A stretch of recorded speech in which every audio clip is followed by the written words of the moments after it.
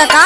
चल जो हो पोखरवा वाला जोन बाने 2.5 बिस्सा ओके काट दे, बाकी दुआरे के मजदूर लगा दिया जाए, वहाँ के काट दे, ठीक है। हम ना काटब ओटा पोखरवा पर पे। काहे रे? सुना बतावा तनी। बताओ। सुना पिछले साल के भोगल बानी डरवा आवेला राजा जी। अच्छा अच्छा ये बात है। और नहीं तका।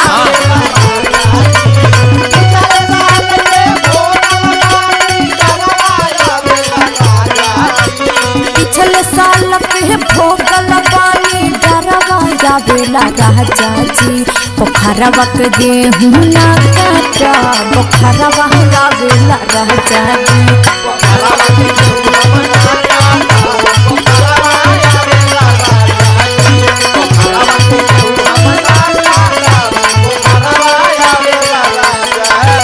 सुन सुनावा।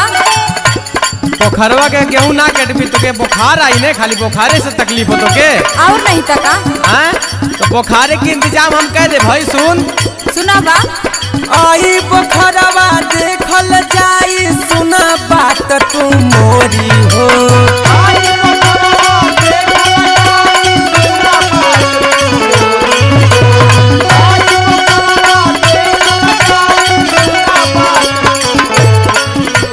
आई पोखरवा देखल जाई, सुना बात तू मोरी हो। डॉक्टरवा के घरवा ले चल के दवाइया दिया दे बगोरी हो।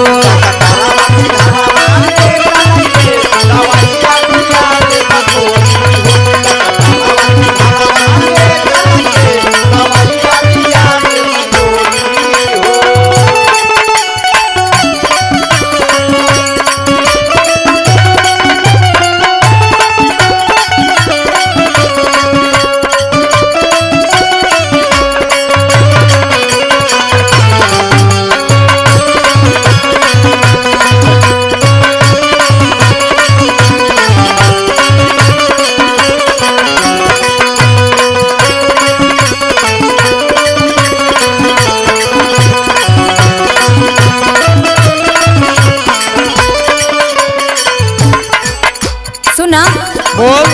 पूजा खाली फुसला फुसला काम कुल करवा लेना, बाकी होगी ना तो हम ना। का भोगेली रे ते का भोगेली हम जाने ला ना।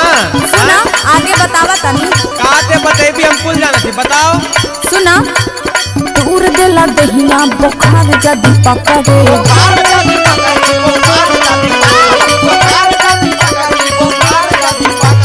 सर्दी जुखमवा ऊपर से राजा जकड़े।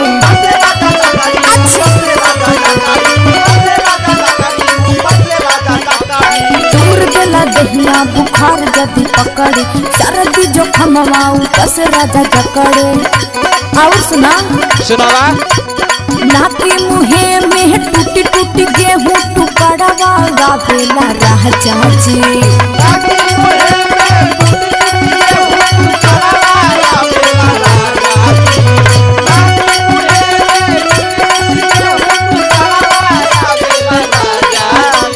नाके मुहे में टूटी टूटी गेहूं टुकड़वा गावेला राजा जी। पोखरवा के गेहूं ना काटा पोखरवा गावेला राजा जी।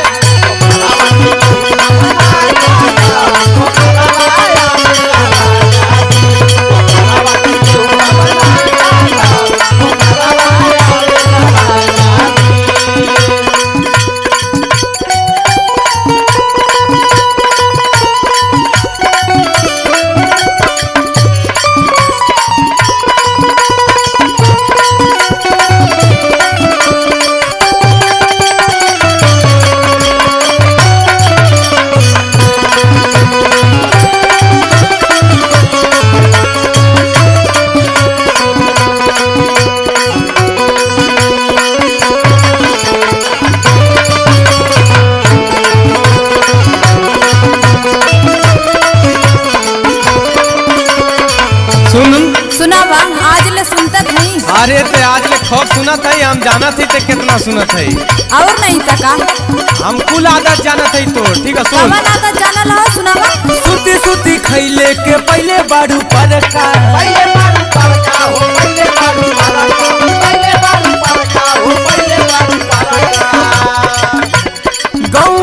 रही मजा ले लू शहर का।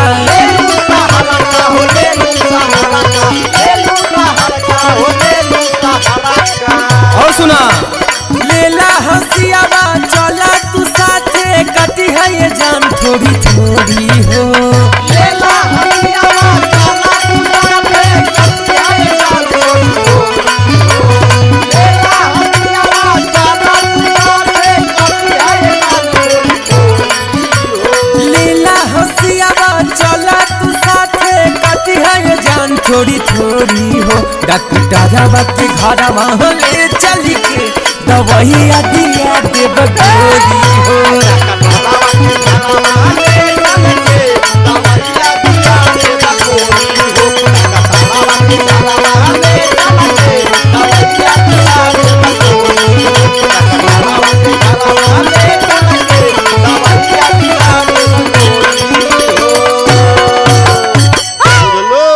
ज्यादा सीरियस हो भी तो ग्लूकोजो टंगवा दे, चिंता मत करते, चल काटे।